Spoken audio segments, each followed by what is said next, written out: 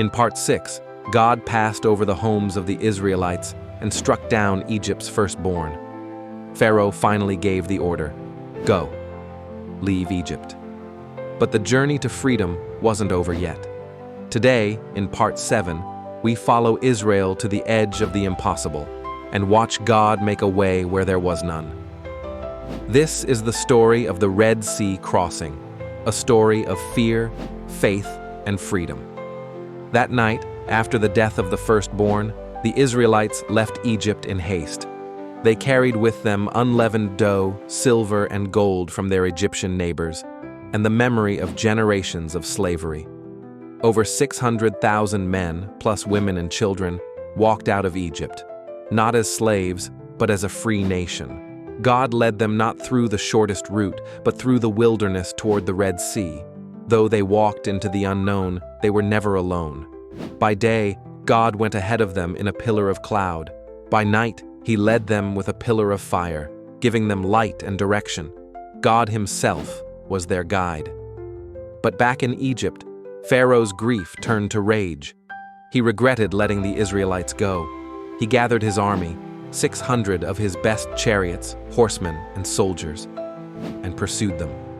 The Israelites, encamped by the Red Sea, looked up and saw the Egyptian army approaching. They were trapped, desert on one side, sea on the other, and Pharaoh closing in. Terrified, the people cried out to Moses, "Why did you bring us out here to die? Were there not enough graves in Egypt?" Even after all the miracles, fear returned. But Moses stood firm. Moses answered the people, "Do not be afraid. Stand firm, and you will see the deliverance the Lord will bring you today. The Egyptians you see today, you will never see again. The Lord will fight for you. You need only to be still." God was not finished. God told Moses to raise his staff over the sea. Then all night, the Lord drove the sea back with a strong east wind, turning it into dry ground. The waters stood like walls on the left and right. The Israelites walked through the sea, on dry land. Pharaoh's army pursued them into the sea. But at daybreak, God caused confusion in the enemy's camp. Their chariot wheels jammed and panic spread. Then God told Moses to stretch out his hand once more, and the waters came crashing down on the Egyptians. Not one of them survived. On the far side of the sea, Israel was safe. They had seen their enemy defeated. They had seen the hand of God. Then Moses and the Israelites sang, "The Lord is my strength and my song. He has become my salvation. The Lord is a warrior. The Lord is his name."